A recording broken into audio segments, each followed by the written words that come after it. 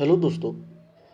तो आप लोग फ्रांसीसी क्रांति को पढ़ते पढ़ते बहुत आगे निकल चुके हैं। अब उसी सिलसिले में हम लोग देखेंगे कि क्या महिलाओं के लिए भी कोई क्रांति हुई थी, क्योंकि महिलाओं की स्थिति तो शुरू से अच्छी नहीं रही है। ठीक है, तो उसी के बारे में हम लोग पढ़ेंगे। उम्मीद है कि आपने हमारा पीछे का सारा वीडियो ज़रूर देखा होगा। तो हम लोग पढ़ रहे हैं फ्रांस की क्रांति, जो कि 1789 में हुआ था। ठीक, इसमें हम लोग पिछले वीडियो में क्या क्या पढ़े थे। तो पहले शासन किसके पास था? तो पहले शासन था लुई 14 के पास। ठीक है, लुई 14 के पास। इसका एक फेमस कथन था, आई एम स्टेट, मतलब मैं ही राज्य हूँ। इसका हिंदी क्या हुआ? मैं ही राज्य हूँ। मैं ही राज्य हूँ का कहने का मतलब है कि यह जो भी बोलता था यह कानून बनता था। पूरी कानून लुई 14 के हिसाब से ही चलती थी। क्लियर है? तो लुई 14 के बाद कौन आया? लुई 14 के बाद आया लुई 16। ठीक, लुई 14 के बाद आया पावर लुई 16 के पास। फिर किसके पास आया? फिर यह पावर चला गया जैकोबिन क्लब के पास। किसके पास गया? जैकोबिन क्लब के पास। जैकोबिन क्लब का हेड कौन था? रॉबेस्पियर। कौन था हेड? रॉबेस्पियर। फिर यहाँ से शासन किसके पास गया? डिरेक्टरी के पास चला गया। डिरेक्टरी के पास चला गया। डिरेक्टरी में कौन लोग शामिल थे? मध्यम वर्ग। ठीक, फिर यहाँ से शासन किसके पास चला गया? नेपोलियन के पास।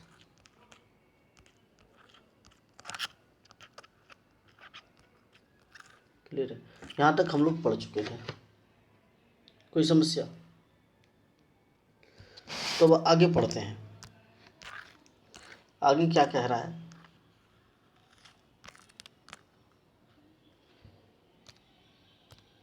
आगे कह रहा है कि महिलाएं जो है शुरू से फ्रांसीसी समाज में इतने अहम परिवर्तन लाने वाली गतिविधियों में सक्रिय रूप से शामिल थी।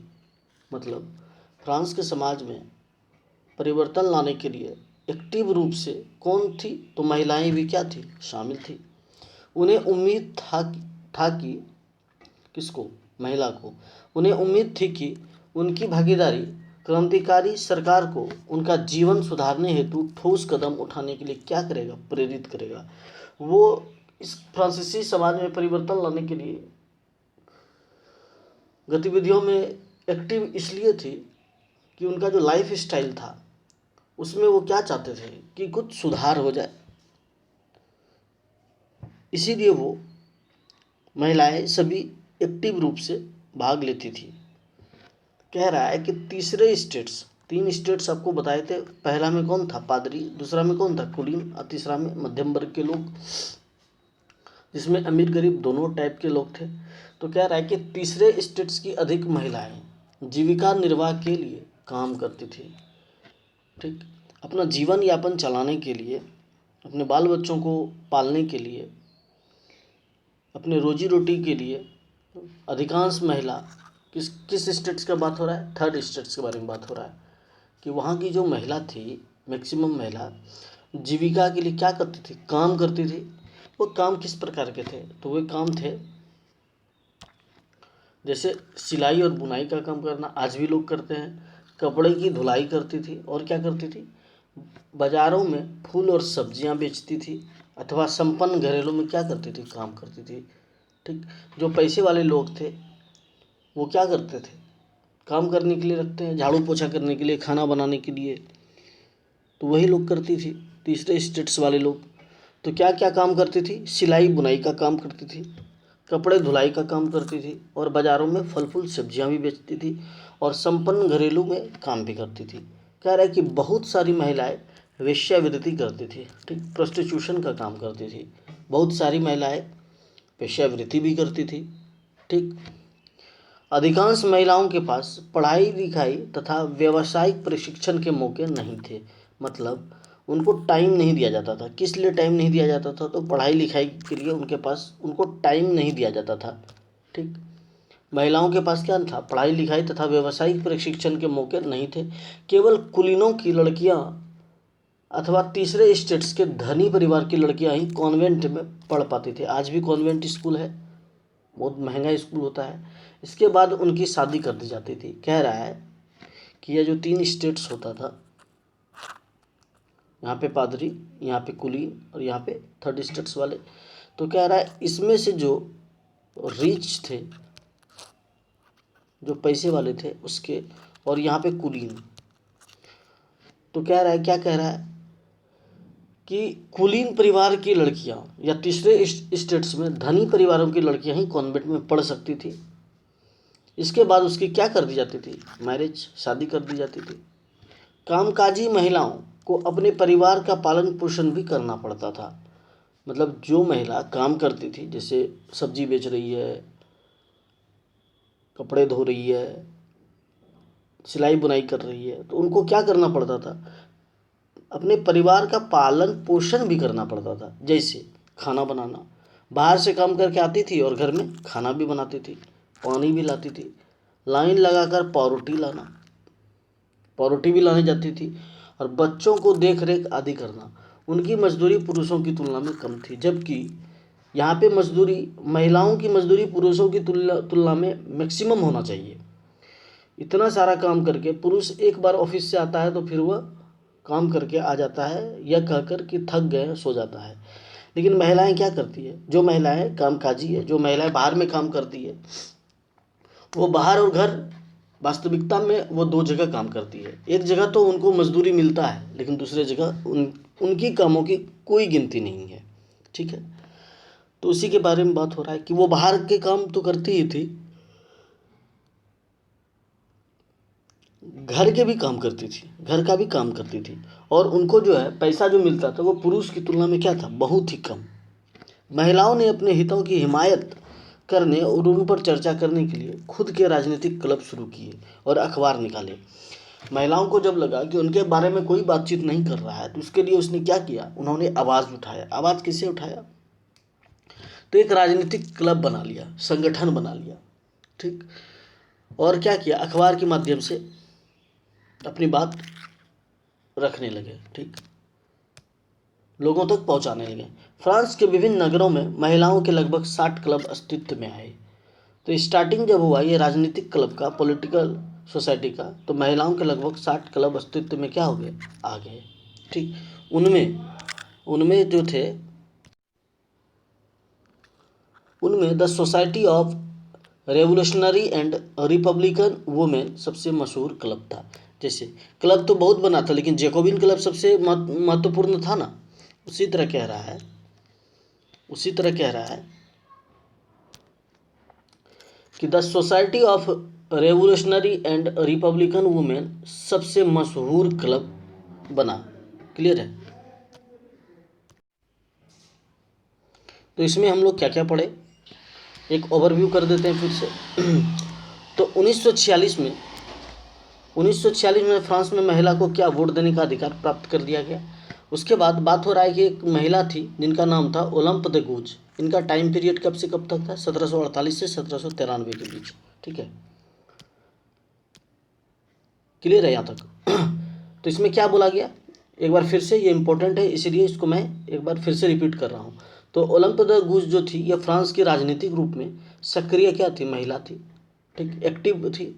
ये क्यों एक्टिव थी? तो पुरुष एवं नागरिक अधिकार घोषणा पत्र जो जारी हुआ था, उसका इसने क्या किया? विरोध किया।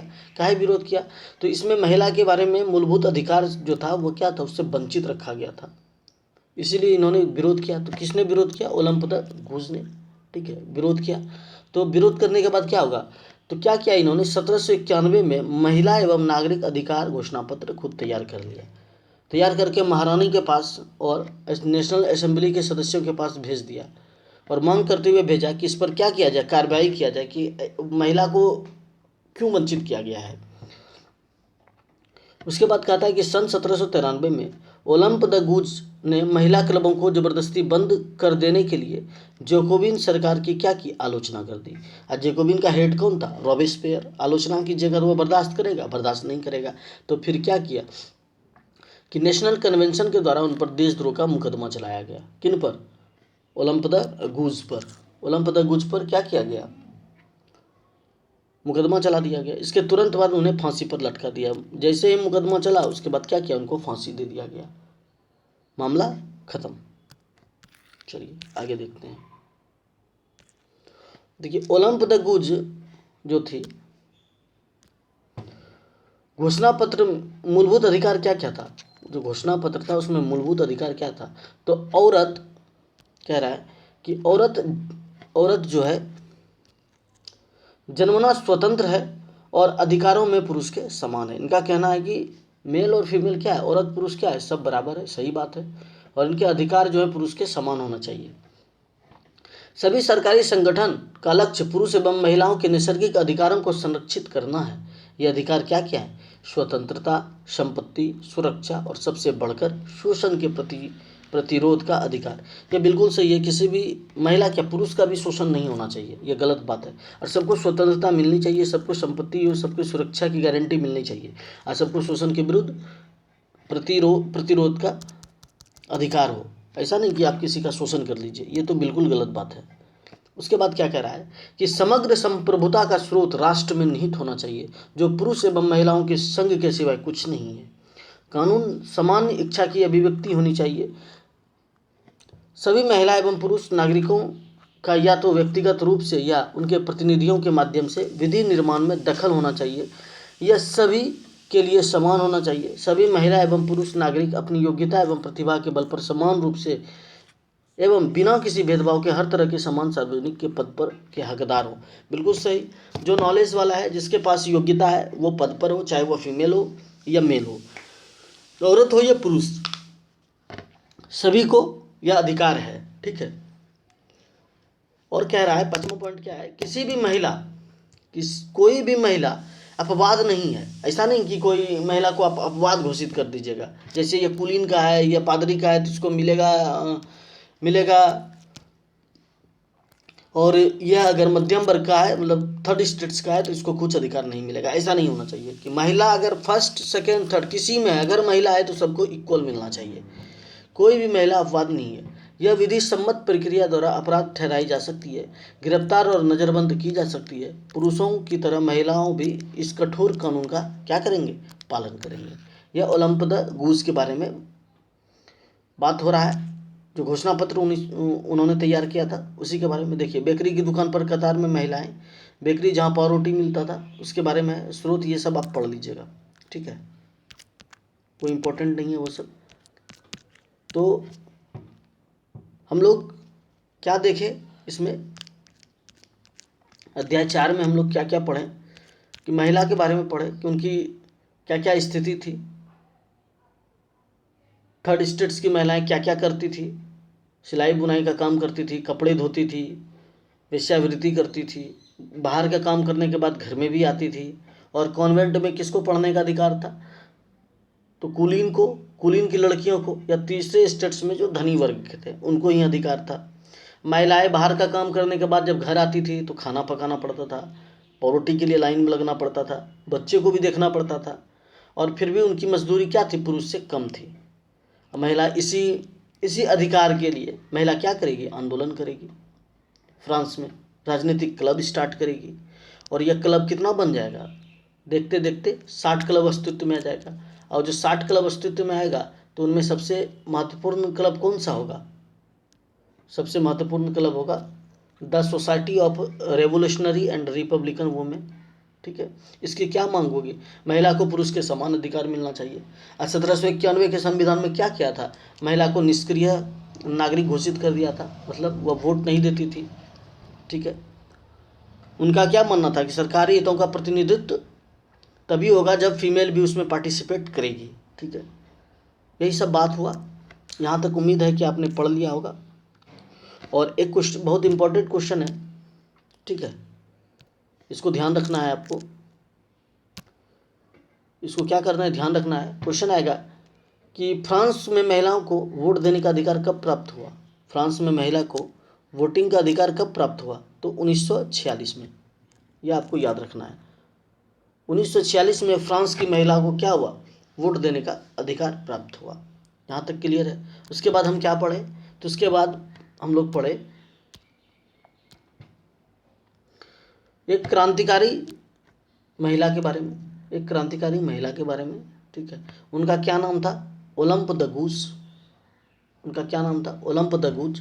उनका टाइम पीरियड क्या था, 1748 से 93, ठीक है। उन्होंने क्या किया, पहले पुरुष एवं नागरिक घोषणा पत्र का क्या किया, विरोध किया। और फिर क्या करेंगे, 1791 में महिला एवं नागरिक अधिकार घोषणा पत्र खुद तैयार कर लेगी, ठीक है। और क्या करेगी, नेशनल असेंबली के सदस्य के पास मांग करने के लिए भेजेगी। और फिर 1793 में ओलंप द गूज ने महिला क्लबों को ज़बरदस्ती बंद कर देने के लिए, वो जो महिला क्लब था इसको जो ज़बरदस्ती बंद कर दिया था, कौन बंद किया था, तो जैकोबिन वाले जो बंद कर दिए थे, रॉबेस्पियर वाले, उनकी क्या करेगी, आलोचना करेगी। जब आप सरकार की आलोचना, वो भी आतंक के राज वाले का आलोचना कीजिएगा, तो नेशनल कन्वेंशन इसको क्या करेगा, इसको देशद्रोह का मुकदमा चला देगा। और चला देगा, इसके बाद तुरंत इनको फांसी पर लटका दिया जाएगा। तो यह अध्याय आपका समाप्त होता है। उम्मीद है कि आपको पढ़ने में मज़ा जरूर आया होगा। फिर यह ओलंप द गूज का घोषणा पत्र क्या क्या था, इसके बारे में पढ़े, ठीक है। अब नेक्स्ट वीडियो में हम लोग पढ़ेंगे दास प्रथा का उन्मूलन, स्लेवरी सिस्टम का कैसे खात्मा होता है, उसके बारे में हम लोग पढ़ेंगे, ठीक। हम लोग ये फ्रांस के बारे में पढ़ रहे हैं, फ्रांस की क्रांति जो 1789 में हुई थी, उसी के बारे में पढ़ रहे हैं, ठीक है। उम्मीद है कि आपको हमारे द्वारा बताई गई जानकारी पसंद आ रही होगी। अगर पसंद आ रही है तो वीडियो को लाइक करें और अपने दोस्तों तक ज़रूर पहुंचाएं, ठीक है। फिर मिलते हैं अपने नेक्स्ट वीडियो में। Thank you.